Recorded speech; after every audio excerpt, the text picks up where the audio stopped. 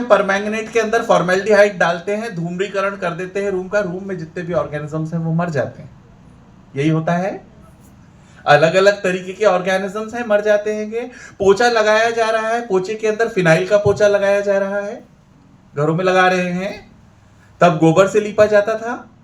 हाँ, कुल मिला के कंटामिनेशन कंट्रोल स्ट्रेटजी का ज्ञान, व्यवहारिक ज्ञान वैदिक काल से उपलब्ध है। सिर्फ समय बदला तो इन्वेंशंस बदल गए, इन्वेंशंस बदले तो ज्ञान के मामले के अंदर आरोहण हुआ और एडवांसमेंट आया, और हमारे पास अपडेशंस आ गए।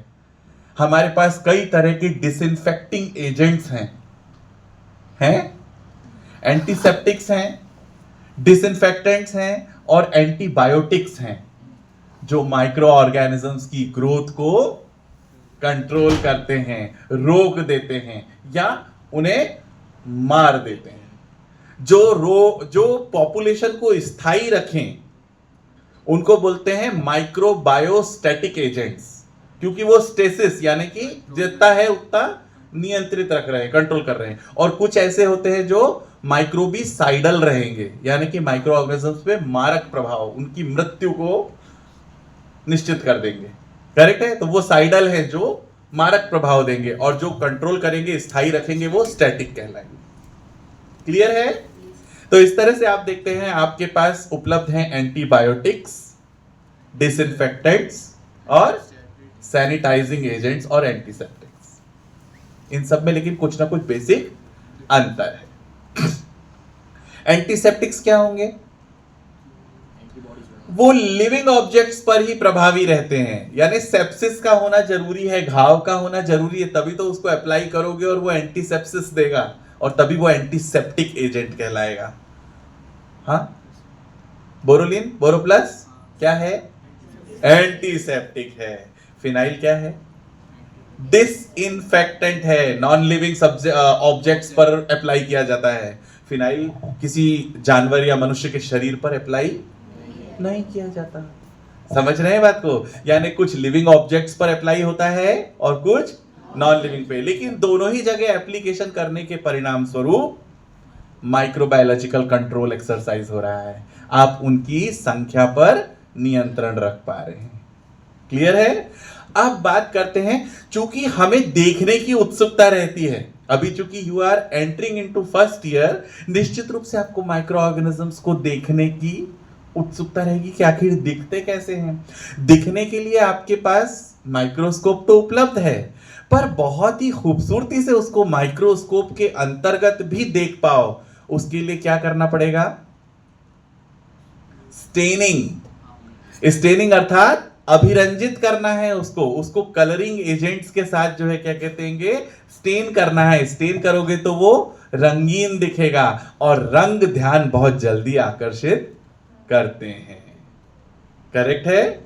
तो पूरा का पूरा बैक्टीरियल वर्ल्ड दो भागों के अंदर विभक्त हुआ है स्टेनिंग के आधार पर। एक इतना खूबसूरत स्टेन 1794 में क्रिश्चियन ग्राम ने जो है क्या कहते हैं इन्वेंट किया, जिसको आप कहते हैं ग्राम स्टेनिंग। वेरी गुड, लड़कियों के लिए तालियां बजाओ। ग्राम स्टेनिंग, वो क्रिश्चियन ग्राम के द्वारा दिया हुआ एक स्टेनिंग प्रोसीजर, उसने पूरे के पूरे माइक्रोबियल वर्ल्ड को या तो ग्राम पॉजिटिव ऑर्गेनिज्म कहलवा दिया या नेगेटिव।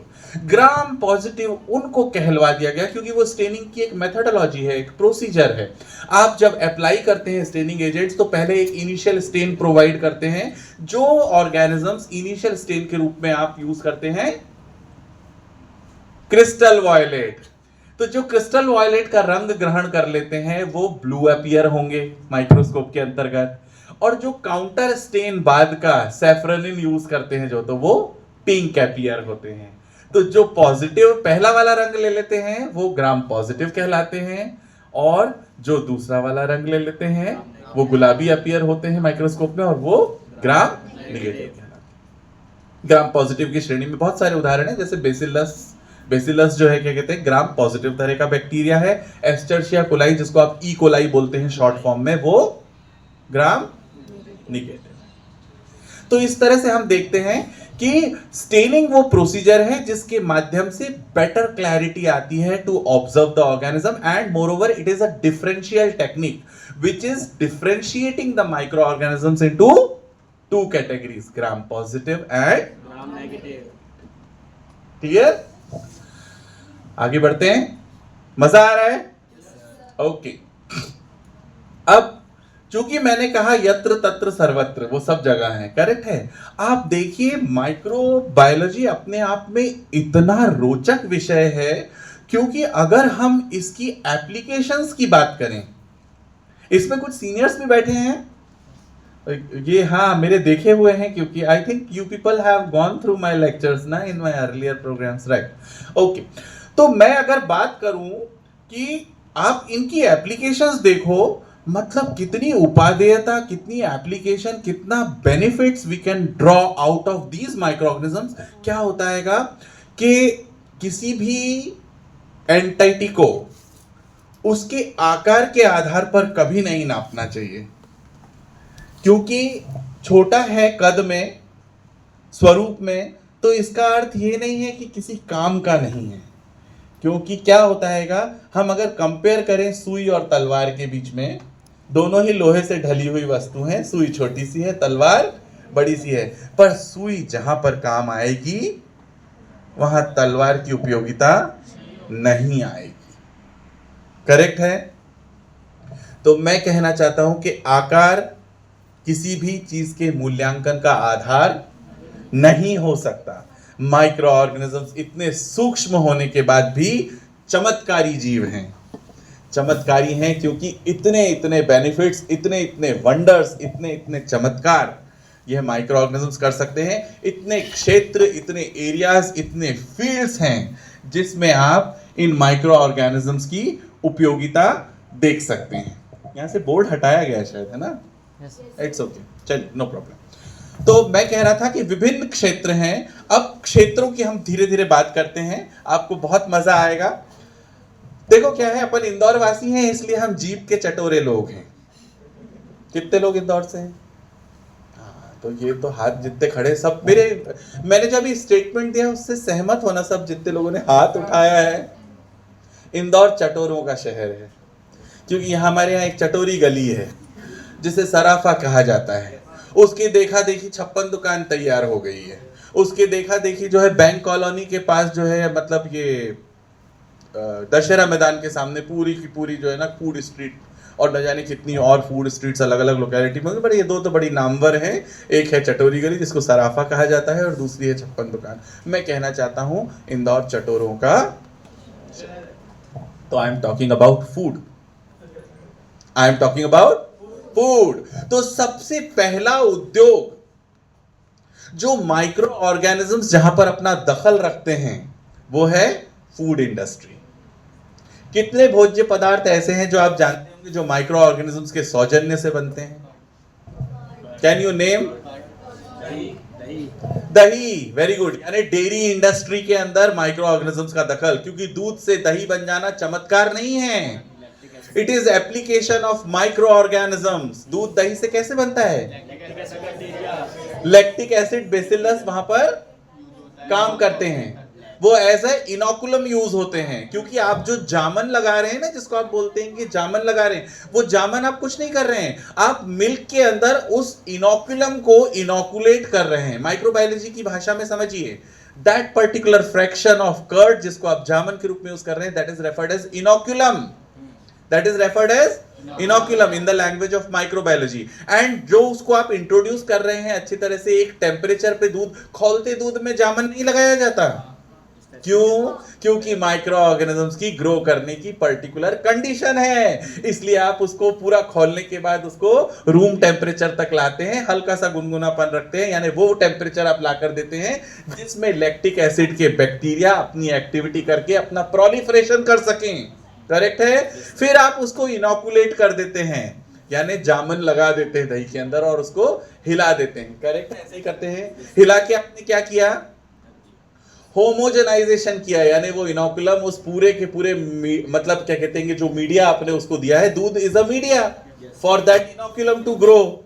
और टेम्परेचर की कंडीशन आपने दे ही दी है, और उसके बाद आपने हिला के क्या किया, स्टीरिंग की है, यानी आपने थोड़ा सा ऑक्सीजन भी जनरेट कर दिया है ना, और उसके बाद आपने उसको ढक दिया, यानी ढक दिया। उसके बाद आप एक डेफिनेट टाइम दे रहे हैं, जिसको माइक्रोबायोलॉजी के शब्दों में कहते हैं इंक्यूबेशन। आपने क्या दिया है उसको, इंक्यूबेशन, एक डेफिनेट टेम्परेचर कंडीशन या ग्रोथ कंडीशन प्रोवाइड की है, और उस इंक्यूबेशन एक डेफिनेट टाइम देंगे, 1 मिनट में तो जम नहीं जाएगा, यानी एक इंक्यूबेशन टाइम होगा जिसके अंदर वो ऑर्गेनिजम्स ग्रो करेंगे। यानी जब ग्रो करेंगे तो इंक्यूबेशन टाइम जब आपने दिया है तो फिर वो ग्रो करेंगे, तो माइक्रो ऑर्गेनिजम्स का ग्रोथ का एक डेफिनेट पैटर्न होता है, और उसको आप कहते हैं सिग्मोइडल पैटर्न। क्या कहते हैं, यूं चलता है, यूं जाता है, यूं आता है और फिर यूं आता है, ऐसे ही होता है ना। बच्चा पैदा होता है, अपने आप को थोड़ा सा स्थिर कर लेता है, उसके बाद बढ़ना शुरू होता है, फिर ग्रोथ रुक जाती है, स्थिर हो जाती है, और उसके बाद ढलान पर आती है और मृत्यु को प्राप्त हो जाता है। यही होता है ना। माइक्रो ऑर्गेनिजम्स का भी वही सिग्मोइडल पैटर्न है। शुरू होता है, उसको कहते हैं लैग फेस। क्या बोलते हैं, लैग फेस। लैग फेस के अंदर क्या होता है, वो उस एनवायरमेंटल कंडीशंस के अनुरूप अपने आप को ढालता है, एक्लेमेटाइज करता है।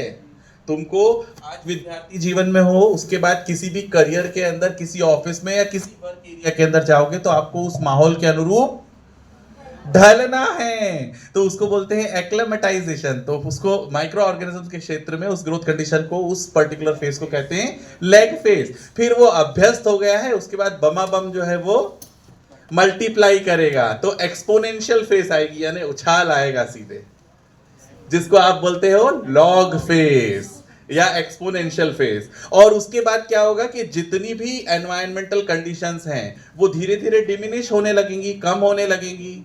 हाँ, उसके शरीर को न लगेंगी, वो कमजोर होगा, तो उसकी ग्रोथ स्थिर हो जाएगी, जिसको आप स्टेडी फेस बोलते हो, STADY, स्टेडी फेस, स्थिर हो गया वो। और उसके बाद फेस ऑफ डिक्लाइन आता है और डेथ फेस आता है। करेक्ट है।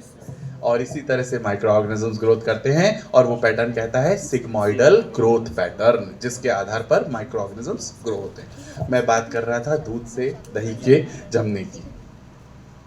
तो दूध से दही का जमने में हो क्या रहा है, मिल्क में एक इंपॉर्टेंट प्रोटीन है जिसका नाम है केसिन। किसने बोला, वेरी गुड, इस लड़की के लिए ताली बजाओ। केसिन, केसिन का क्या होता है, केसिन इज अ प्रोटीन। तो प्रोटीन कोयागुलेट्स, और रेनिन नाम का जो है, क्या कहते हैं, मतलब जो एंजाइम है, केसिन रेनिन के कारण कर्डलिंग को, यानी कोयागुलेशन को प्राप्त हो जाता है। और कोयागुलेशन जैसे ही होता है, मिल्क कर्ड में परिवर्तित हो जाए, बन गया दही। करेक्ट है। जब तक ग्रोथ नियंत्रित रहेगी दही बढ़िया लगेगा, जब ग्रोथ बहुत ज्यादा हो जाएगी दही खट्टा हो जाएगा। क्लियर है ना, ऐसा ही होता है। ओके, तो हमने कहा दूध से दही, यानी मैंने डेयरी इंडस्ट्री का सिर्फ ये एक उदाहरण नहीं है, आप कर्ड बना रहे हैं, आप चीज बना रहे हैं, सभी के अंदर कुछ ना कुछ माइक्रो ऑर्गेनिजम्स का इन्वॉल्वमेंट है, यानी microorganisms play an important role in food industry. अब सिर्फ क्योंकि हमने खाने की बात शुरू की है, वो भी इंदौर जैसे शहर में, तो सिर्फ दूध और दही पे बात नहीं रुकना है, हमने इडली बनाना है, हमने खमन बनाना है, हमने जलेबी बनाना है, और ये सारे के सारे food products, they are manufactured, they are produced as a result of a process known as fermentation, and this fermentation is mediated by microorganisms. क्योंकि फर्मेंटेशन करेगा कौन, माइक्रो ऑर्गेनिजम्स। माइक्रो ऑर्गेनिजम्स क्या करेंगे, वो एंजाइम्स या ऐसे chemicals secrete करेंगे जिसके माध्यम से फर्मेंटेशन होगा, और फर्मेंटेशन की गतिविधि के परिणाम स्वरूप अलग अलग भोज्य पदार्थ या फूड प्रोडक्ट्स बनेंगे। हाँ, बिस्किट बनेगा, केक बनेगा, पेस्ट्री बनेगी, इडली बनेगा, खमन बनेगा, ढोकला बनेगा, जलेबी बनेगी। हो क्या रहा है सब में, fermentation. Fermentation is mediated by micro organisms. Fermentation के परिणाम स्वरूप कार्बन डाइऑक्साइड का प्रोडक्शन होता है। जितनी अच्छी कार्बन डाइऑक्साइड प्रोड्यूस होगी, फर्मेंटेशन की गतिविधि अच्छी होगी, केक जालीदार बनेगा, खमंड स्पॉन्जी बनेगा। अंदर उसमें छेद जाली पड़ रही है ना, क्यों? As a result of carbon dioxide production which is produced as a result of fermentation activity which is mediated by सारा खेला माइक्रो ऑर्गेनिजम्स। कई तो भोज्य पदार्थ डायरेक्ट माइक्रोबियल एक्सट्रैक्ट हैं, जैसे सिंगल सेल प्रोटीन। आपने नाम सुना है? सिंगल सेल प्रोटीन का नाम किसी ने सुना है?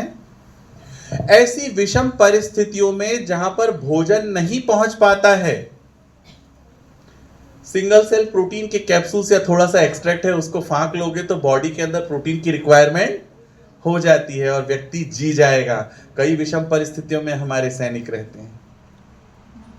स्पाइरुलिना है या सैक्रोमाइसिस है, इन सब के एक्सट्रैक्ट भोज्य पदार्थ के रूप में कंज्यूम किए जाते हैं, जिसको सिंगल सेल प्रोटीन या सिंगल सेल ऑयल कहा जाता है। ये भोज्य पदार्थ हैं जो डायरेक्ट कंज्यूम किए जाते हैं, which is outcome of micro organism because they contain micro organisms in them. तो सिंगल सेल प्रोटीन और सिंगल सेल ऑयल के रूप में आप कंज्यूम करते हैं उसको, ठीक है। ये नोवल फूड्स कहलाते हैं, जिनको आप भोजन के रूप में ग्रहण कर सकते हैं। इसके अलावा एक माइक्रो ऑर्गेनिज्म जो डायरेक्ट कंज्यूम होता है, कौन सा? ईस्ट डायरेक्ट कंज्यूम नहीं होता, ईस्ट डलता है और उसके परिणाम स्वरूप जो है क्या कहते हैं, सिंगल सेल प्रोटीन बन रहा है। कौन सा ऐसा ऑर्गेनिज्म है जो आप डायरेक्ट खाते हो? डायरेक्ट खाते हो भाई, सफेद अंडों की तरह पैकेट के अंदर 9 से 12 मिलते हैं पूरी तरह से ना। वेरी गुड, इस लड़की के लिए ताली बजाओ। मशरूम, मशरूम क्या है? फंजाई है। मशरूम क्या है? Mushroom is a fungi, Agaricus उसका नाम है। फंजाई क्या है? माइक्रो ऑर्गेनिज्म, क्योंकि फंगल स्ट्रक्चर्स आप बिना माइक्रोस्कोप के तो देख ही नहीं सकते हो। 350-400 रुपए किलो का मॉर्चेला और गुच्छी नाम की ब्रीड जो जनरली हिमाचल प्रदेश और जम्मू कश्मीर में होती है। इसके अलावा और भी बहुत सारी वैरायटीज है जो मशरूम्स की अवेलेबल है मार्केट में, जिसे डायरेक्टली कंज्यूम किया जाता है। Means mushroom is consumed as food which is rich in protein, vitamin and minerals. खाते हैं आप? पिकलिंग भी कर देते हैं उसकी? बोलो हाँ या ना। पिकलिंग करते हैं? अचार घर में बनता है? मैं अभी खाने की बात कर रहा हूं क्योंकि हम इंदौर में हैं। अचार बना रहे हो? अचार में भी फर्मेंटेशन हो रहा है। मुरब्बा डल रहा है घर में, आम का बढ़िया फाके जो है क्या कहते हैं, काट के ऊपर का पूरा छिलका उतार के मस्त बना दिया ना। और उसके अंदर डाला सिट्रिक एसिड या विनेगर, हाँ या ना। और सिरका डाला है जिसको विनेगर बोलते हैं। तो सिट्रिक एसिड या विनेगर क्या काम कर रहा है? It is acting as preservative, क्योंकि साल भर रखते हो मुरब्बा खाने के लिए और उसके अंदर माइक्रोबियल कंटामिनेशन नहीं होता। यही होता है ना। विनेगर किससे बन रहा है? माइक्रो की एक्टिविटी के कारण बन रहा है। माइकोडर्मा एसिटाई नाम का जो है क्या कहते हैं कि बैक्टीरिया अल्कोहल के अंदर डिकम्पोजिशन करेगा और एसिटिक एसिड बनाएगा उसके ऑक्सीडेशन के परिणाम स्वरूप। तो अल्कोहल से एसिड का सफर तय होगा with the help of Mycoderma aceti नाम का, या एसिटोबैक्टर एसिटाई भी बोल सकते हैं उसको।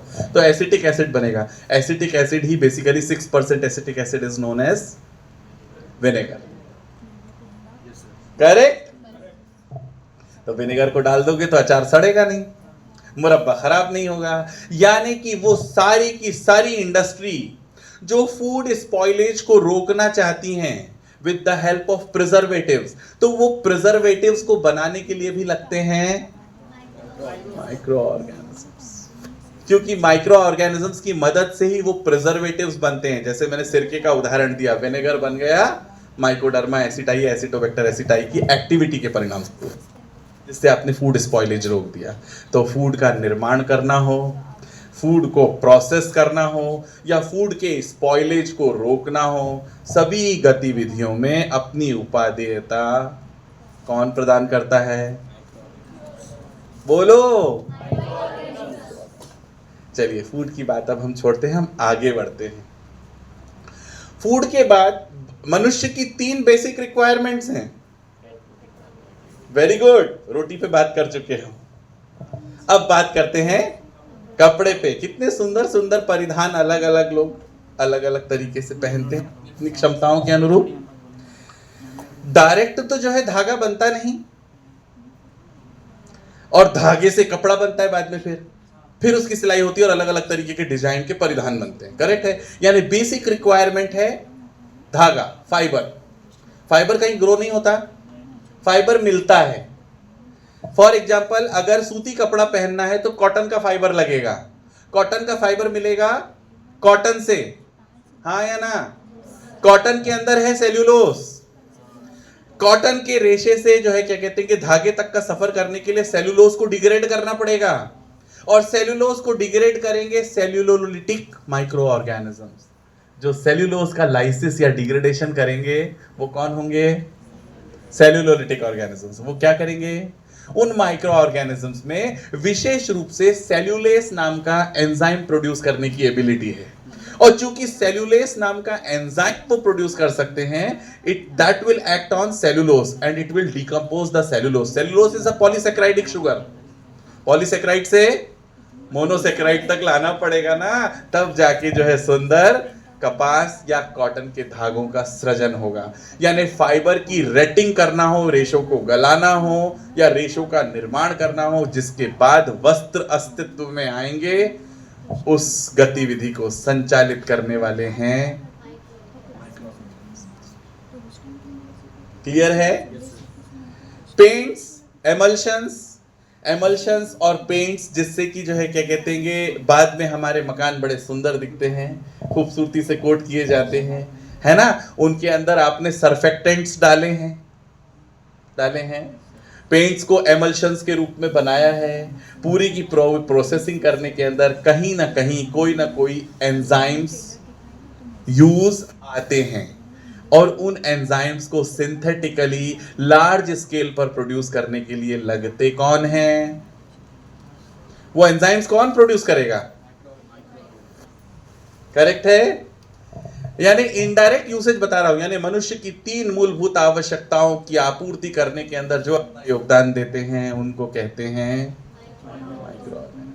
रोटी। अब भाई दारू के अड्डे भी चलाना है अपने को, हाँ, क्योंकि इस सोसाइटी में अलग अलग शौक पालने वाले लोग हैं, हाँ या ना? अब क्या है, कुछ मजे के लिए, टुन्न होने के लिए पी रहे हैं, कुछ बेचारा सर्दी भगाने के लिए जो है माँ को ब्रांडी के रूप में पिलाना है, बेनाड्रिल का सिरप देना है जिसके अंदर अल्कोहल का बेस तो है ही, तभी तो पीने के बाद जब उल्टी सांस लेते हो तो गले में ठंडक का एहसास होता है। कभी भी देखा है ना, कफ सिरप पीने के बाद क्या होता है? कभी कफ सिरप का 1 चम्मच पियो और पीने के बाद उल्टी सांस लो तो ठंडक लगती है। क्यों लगती है? क्योंकि उस सिरप के अंदर अल्कोहल का बेस है। अल्कोहल बनते हैं डिस्टिलरी इंडस्ट्री के अंदर, और अल्कोहल बनता कैसे है? क्योंकि उसके लिए मोलेसेस लगता है, शीरा, जो कि बाई प्रोडक्ट होता है शुगर केन इंडस्ट्री का। करेक्ट है। शुगर केन इंडस्ट्री का जो बाई प्रोडक्ट है, जिसको आप मोलेसेस बोलते हैं, हिंदी में बोलते हैं शीरा, उसके ऊपर ईस्ट के सेल्स एक्ट कराए जाते हैं। कौन? ईस्ट यानी फंजाई, सैक्रोमाइसस सेरेविसी उसका पूरा साइंटिफिक नाम है। ईस्ट क्या करते हैं? ईस्ट में 2 एंजाइम्स होते हैं, पहला होता है इन्वर्टेस और दूसरा होता है जाइमेस।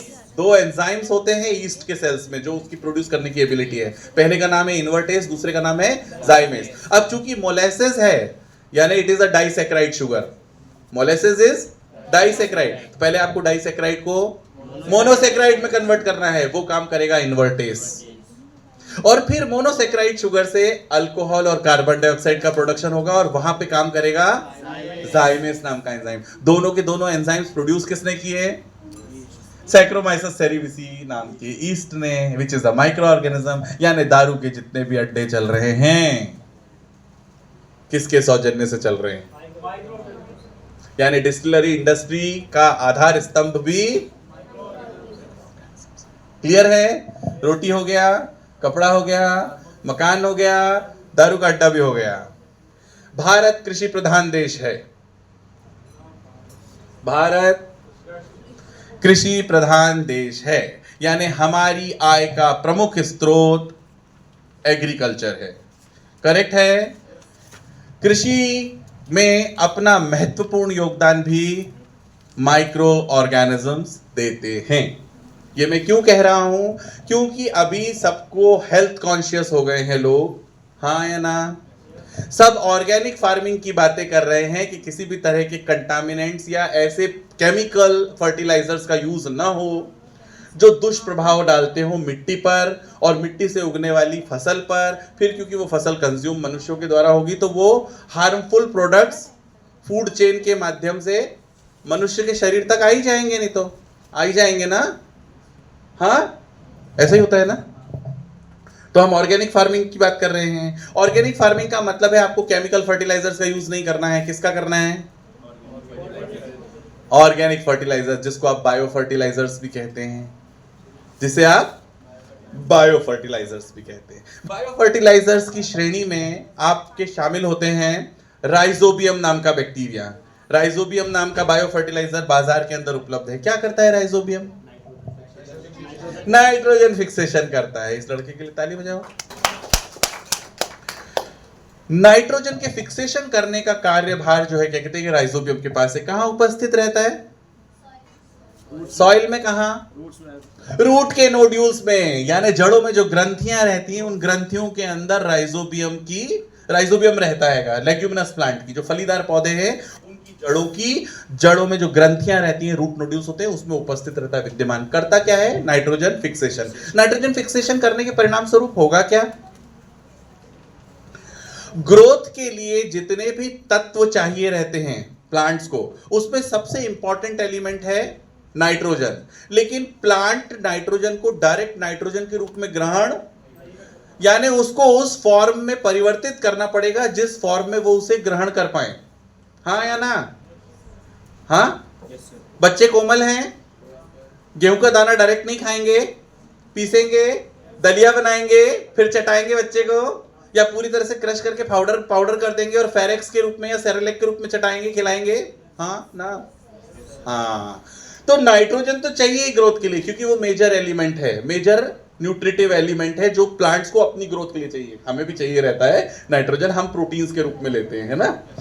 तो उनको नाइट्रोजन चाहिए, तो वो नाइट्रोजन डायरेक्ट नाइट्रोजन के रूप में ग्रहण नहीं कर सकते, तो उस नाइट्रोजन को फिक्स करना पड़ेगा उस फॉर्म में जिस फॉर्म में वो उसे ग्रहण कर सके। तो प्लांट्स नाइट्रोजन को अमोनिया के रूप में ग्रहण करते हैं और नाइट्रेट के रूप में ग्रहण करते हैं। और नाइट्रोजन से अमोनिया बनाना है तो प्रोसेस कहलाता है अमोनिफिकेशन, और अमोनिया से उसको नाइट्राइट और नाइट्रेट के रूप में परिवर्तित करना है तो वो होता है नाइट्रीफिकेशन। नाइट्रोसोमोनास और नाइट्रोबैक्टर नाम के दो बैक्टीरिया होते हैं बड़े चमत्कारी, जो इस नाइट्रीफिकेशन की प्रक्रिया को अंजाम देते हैं, और तब जाकर नाइट्रोजन नाइट्रेट के रूप में परिवर्तित हो जाता है। करेक्ट है? हाँ? और नाइट्रेट के रूप में जब परिवर्तित हो जाता है तो सॉइल से प्लांट्स उसको ग्रहण कर लेते हैं, और तब फिर वो नीचे की कोम्पल से अंकुरित होकर पूरा विशाल वृक्ष बन जाता है। यानी सॉइल की फर्टिलिटी या उर्वरक शक्ति को बढ़ाने के लिए जिन पदार्थों का हम इस्तेमाल करते हैं उनको कहते हैं फर्टिलाइजर्स, और अगर उनका बेस ऑर्गेनिक है, बायोलॉजिकल है, तो उनको हम कहते हैं biofertilizers. Biofertilizers are the outcome of, बोलो जोर से, नाइट्रोजन फिक्स करने का काम करते हैं। इस क्षेत्र के अंदर बैक्टीरिया भी यूज होते हैं, जैसे उदाहरण दिया मैंने राइजोबियम, एजोस्पाइरिलियम और एजेटोबैक्टर नाम के बैक्टीरिया, और साइनोबैक्टीरिया जिसको आप ब्लू ग्रीन एल्गी बोलते हैं, उनके भी बायो फर्टिलाइजर्स उपलब्ध हैं। इसके अलावा फंजाई के रूप में भी बायो फर्टिलाइजर्स बाजार के अंदर उपलब्ध हैं, और उन फर्टिलाइजर्स में जिनके अंदर फंगल ओरिजिन है, फंगल बेस है, उनको हम कहते हैं वैम, VAM। What does VAM means? VAM का क्या अर्थ है? माइकोराइजा पढ़ा है? स्कूल के करिकुलम में माइकोराइजा पढ़ा होगा भाई, पढ़ा होगा यार। तो VAM stands for vesicular arbuscular mycorrhiza, VAM, यानी वेसिकुलर आर्बस्कुलर माइकोराइजा। माइकोराइजा शब्द नाम से ही जाहिर है, myco means fungi, rhiza means roots, यानी वो फंजाई जो प्लांट की रूट्स के अंदर रहते हैं, अटैच हो जाते हैं, वो बनाते हैं माइकोराइजल कनेक्शन, और माइकोराइजा ही बायोफर्टिलाइजर के रूप में यूज होता है। चूंकि मैंने उनको वैम कहा है, VAM, वेसिकुलर, आर्बस्कुलर, माइकोराइजा। क्या करते हैं? नाइट्रोजन फिक्सेशन तो करते हैं, इसके अलावा और क्या करते हैं? जड़ में हुए अटैच।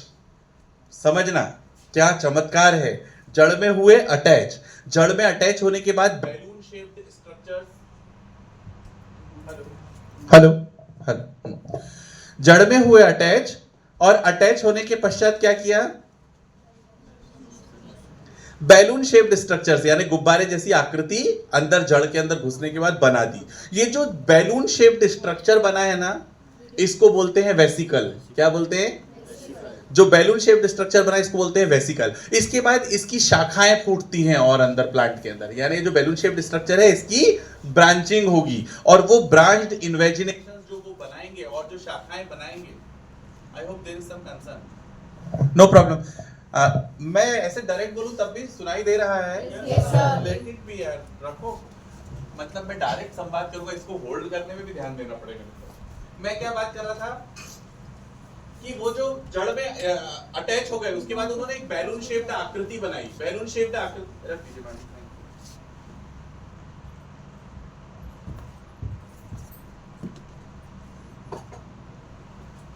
बैलून शेप्ड आकृति बनाई जिसको कहते हैं हम वेसिकल। करेक्ट है। और उसके बाद उसकी जो और शाखाएं फूटेंगी उस बैलून शेप्ड स्ट्रक्चर की, उन ब्रांचिंग स्ट्रक्चर्स को कहते हैं आर्बस्क्यूल्स। क्या कहते हैं? और चूंकि वेसिकल का निर्माण और आर्बस्क्यूल्स का निर्माण कर रहे हैं वो, इसीलिए उनको कहते हैं वेसिकुलर, आर्बस्क्यूलर, माइकोराइजा।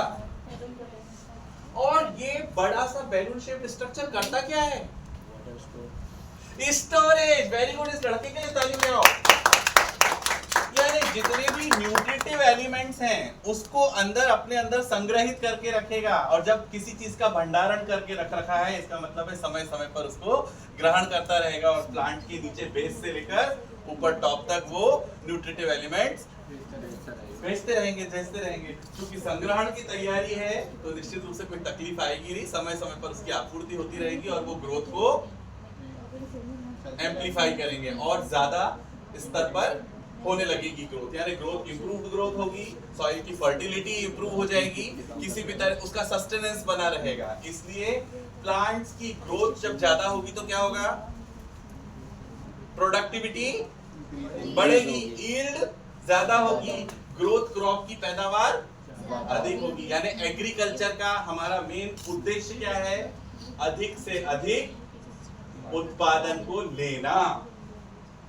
तो वो हम बायोफर्टिलाइजर्स की मदद से लेते हैं, और बायोफर्टिलाइजर्स किसी भी तरह का कोई पॉल्यूशन का प्रॉब्लम भी नहीं क्रिएट करते, क्योंकि बायोलॉजिकल ओरिजिन है, इसलिए वो डिकम्पोज भी हो जाएंगे माइक्रो ऑर्गेनिजम्स के द्वारा, इसलिए उनका पर्यावरण पर भी कोई दुष्प्रभाव नहीं होगा। यानी कि पॉल्यूशन के कंट्रोल को भी एक्सरसाइज करने के लिए किसकी उपादेयता? पॉल्यूशन रोकना हो तब भी काम कौन कर रहे हैं? समझ गए? आगे बढ़े, मजा आ रहा है? आगे बढ़े। तो एग्रीकल्चर पर मैंने बात करी। एग्रीकल्चर के बाद अब सबसे प्रमुख रूप से खाना हो गया साहब, कपड़ा भी हो गया, मकान में रंगाई पुताई करा के वहां पे माइक्रो ऑर्गेनिज्म का यूज कर लिया हमने, दारू में टुन्न भी हो गए, हाँ डिस्टिलरी में भी तो करवा दिया मैंने काम अभी, है ना, कृषि के अंदर उत्पादन भी बढ़ा दिया है, सब कुछ हो गया। अब देखो क्या है, इतना सब आराम मिल रहा है तो शरीर को रोग लग सकते हैं। अब हमको तो रोगों को भी तो रोकना है, यानी हमको दवाई बनानी है, मेडिसिन बनानी है, तो एंटीबायोटिक्स बनाओगे। एंटीबायोटिक्स कौन बनाएगा? एंटीबायोटिक्स की परिभाषा अगर देनी हो तो एंटीबायोटिक्स क्या है?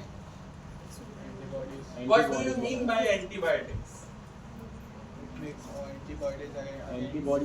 Antibiotics are एंटीबॉडीज बनाता बॉडी में, एंटीबॉडीज बनाते हैं, करेक्ट है। तो मतलब वो क्या करते हैं? एंटीबॉडीज बना के वो क्या कर रहे हैं? जो मतलब शरीर में माइक्रो ऑर्गेनिजम्स पर नियंत्रण रख रहे हैं। यानी कि एंटी, तुम्हारे जवाब के आधार पर बोलता हूँ, antibiotics are antimicrobial agents, और जिनका आधार कौन है?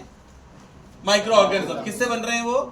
माइक्रो ऑर्गेनिज्म से ही तो एंटीबायोटिक्स बन रहे हैं। यानी एंटीबायोटिक्स को अगर परिभाषित करना हो तो antibiotics are antimicrobial agents of microbial origin, क्योंकि उनका ओरिजिन क्या है, यानी लोहा ही लोहे को काटता है। मारना भी माइक्रो ऑर्गेनिजम्स को है और निकाला भी हमने माइक्रो ऑर्गेनिज्म से ही है। करेक्ट है। पेनिसिलिन सबसे इंपॉर्टेंट एंटीबायोटिक किससे मिलता है, पेनिसिलियम क्राइसोजेनम से।